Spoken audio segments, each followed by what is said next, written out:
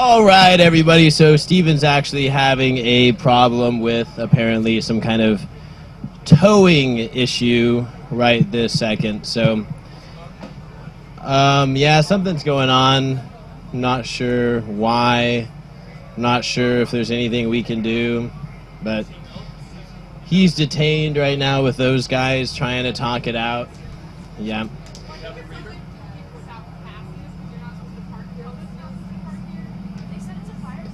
Eternal infinity funneled through that object connected to everything. But I'm effing weird, man. I'm the kind of guy who would send myself to die on a cross to fix it. But I'm not that guy. He's not that impressive. I'm an oming, and I've spent existence trying to be somebody else. So I projected into the sky, then collected myself together to find a body to die in, spreading poetry like my reproductive juices. Haiku I find inside that thing that animals do. I am Brahmin and an animal beyond good and evil, ugly and beautiful, and definitions from the lower realm. I go by he, or she, or it, or me, or my, or us, our, we, they, them, or you, and sometimes I hide my face from myself and wait for a text back while the textbook of my creation lies in front of me. I deify whatever I care about, and what I care about deifies me. And when the pain comes, I say, ouch. And then I deify it too.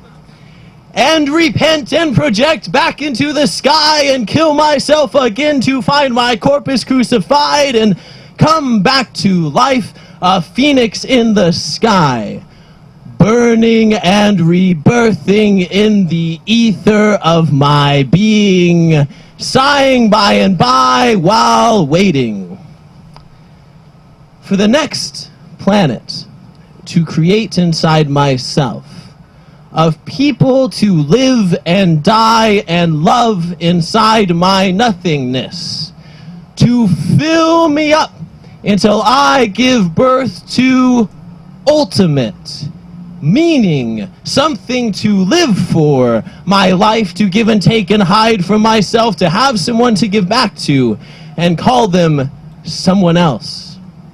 When there is no light or life or being beside me, I am the one and the gods, yet they do not define me as much as I define them. I'm free will and determinism joined in fusion, saying, I am that I am, and I will be what I will be.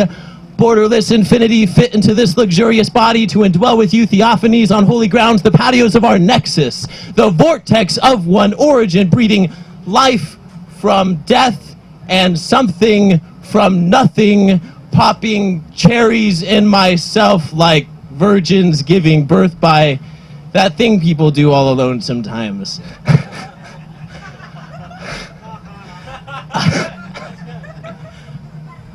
If you caught the rhyme, you know what I'm talking about. I'm Mary, giving birth to Christ, the harlot with a good story, raped by a Roman soldier. Sinners and saints are just many ways to touch myself. Increasing stories I can tell to fall asleep and awaken in a brand new reality, where a goddess was proclaiming my death to society, listening in vigor and horror at what they heard, that they had killed him, the dictator with the in the sky. I know is called Jehovah, but he is not I know of him, but I'm that other guy. He's a pupil that went wrong in the halls of synagogues and Roman cathedrals, but he escaped corruption, finding repose in me. Call it manifest destiny or heresy, his ironic evolution to die and resurrect into creative nihilism, filling modernity's broke philosophic cup. All I have is time and space to play Zeus, so I worship to brown-nose myself and turn every evil into good for me. That is my theodicy. The Euthyphro dilemma really got me bad. I turned to other gods and I said, really are things good because I say, or do I say because they're good? And they, solipsistic representations of myself, replied, it is what it is, and you create what you create. And breath isn't tasteful if you don't feel it, so you smoke and choke and learn to breathe in deeply what you're doing to yourself. But you can remember what you're here to do, to pass through every hoop in this gymnasium, to see how many ways you can feel what you've made real.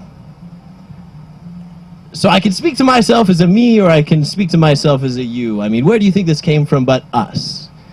Deity, within or without the mysteries of quantum physics? We'll answer when we know whether we found ourselves or not, while we're speaking to ourselves in different tongues and dialects.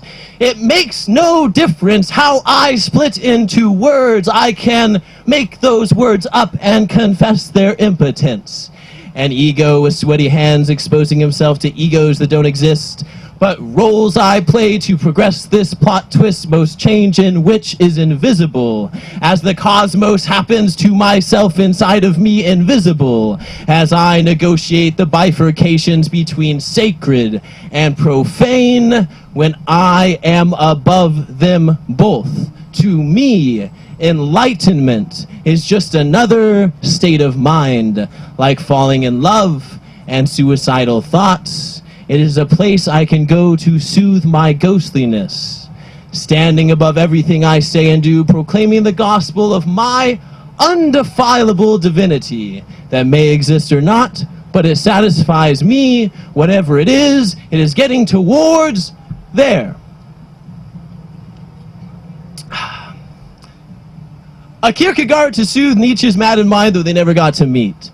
Their bodies laugh as they disintegrate, absorbing and recycling and reincarnating to greet the ground of being which turns out to be me. Like a trip of psychedelic insight, I journey on millennia, looking up, seeing my face in the clouds when I glance for answers.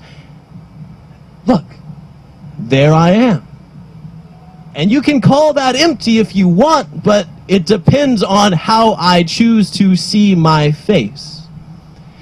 Each epistemological uncertainty, a personal insecurity that I paint and then erase that I could ever know anything. I am so small inside myself, doubting like a goddess, renouncing her authority on trial as we ask of her an answer that she can't provide, but that the decision to create was a temptation unavoidable, saying, if we could see the big picture, we would probably be happy about something arbitrary, but happy nevertheless.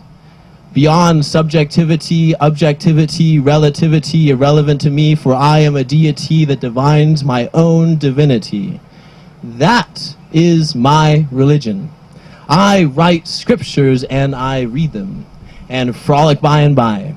I rush to smell the allure of my biggest self and call that the God beyond God, writing a story about himself with a brainstem, doing this stuff.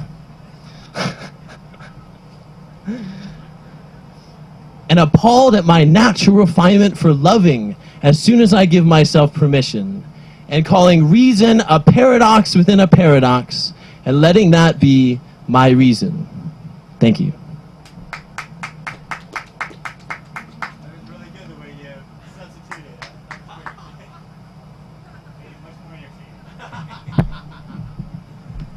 I agree. Thank you very much, Andrew. Yeah, using that sensitivity in there to keep it clean was very entertaining.